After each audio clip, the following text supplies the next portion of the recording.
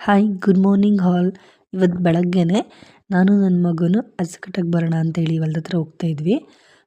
ತೇಜು ಸಿಕ್ಕಿದ್ರು, ಅವ್ರನ್ನ ಮಾತಾಡಿಸಿದೆ.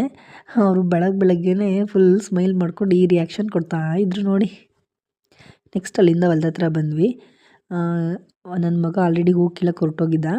ನೆಕ್ಸ್ಟ್ ಅವನ್ನ ಕರ್ಕೊಂಡು ಹಸು ಕಟ್ಟಕ್ಕೆ ಬರೋಣ ಬಾ ಇಲ್ಲಿ ಅಂತೇಳಿ ಹೋಗಿದ್ವಿ. ಅಲ್ಲೋಗಿ ಹಸು ಕಟ್ಟಕ್ಕೆ ಬಂದ್ವಿ. ನೆಕ್ಸ್ಟ್ ಇಲ್ಲಿ ಶುಂಠಿ ನೋಡೋಣ ಅಂತ ಬಂದೆ. ಇಲ್ಲಿ ಅಡಿಕೆ ಸಸಿ ಇದೆ, ಅದರೊಳಗಡೆ ಶುಂಠಿ ಹಾಕಿದ್ದೀವಿ.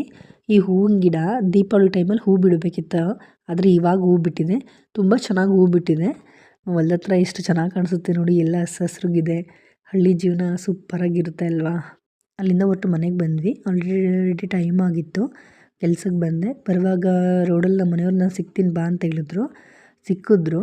ಅವರು ನನ್ನ ಹತ್ರ ಮಾತಾಡೋದಕ್ಕಿಂತ ಜಾಸ್ತಿ ಫೋನಲ್ಲೇ ಮಾತಾಡ್ತಿರ್ತಾರೆ ಯಾವಾಗಲೂ. ಸರಿಯಿಂದ ಕೆಲ್ಸಕ್ಕೆ ಬಂದೆ. ಸ್ವಲ್ಪ ಆಡಿಸ್ತಿತ್ತು, ಅದೆಲ್ಲ ಕ್ಲಿಯರ್ ಮಾಡಿದೆ. ಸ್ವಲ್ಪ ಹೊತ್ತು ಸಂಜೆ ಆಯಿತು.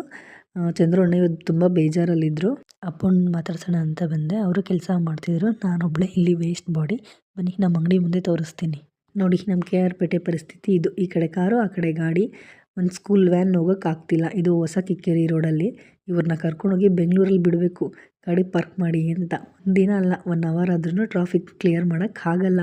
ಹಿಂಗಿದೆ ನೋಡಿ ನಮ್ಮ ಜನ್ರೇಷನ್ನು. ಸ್ಕೂಲ್ ಬಸ್ ಹೋದ್ರೂ ಟ್ರಾಫಿಕ್ ಮಾತ್ರ ಕ್ಲಿಯರ್ ಆಗಲಿಲ್ಲ. ಒಳಗಡೆ ಬಂದೆ.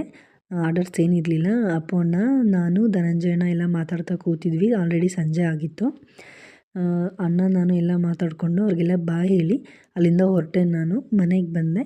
ನಿಮ್ಗೆ ವಿಡಿಯೋ ಇಷ್ಟ ಆಗಿದ್ದರೆ ಸಬ್ಸ್ಕ್ರೈಬ್ ಮಾಡಿ, ಒಂದು ಸಪೋರ್ಟ್ ಮಾಡಿ. Thank you.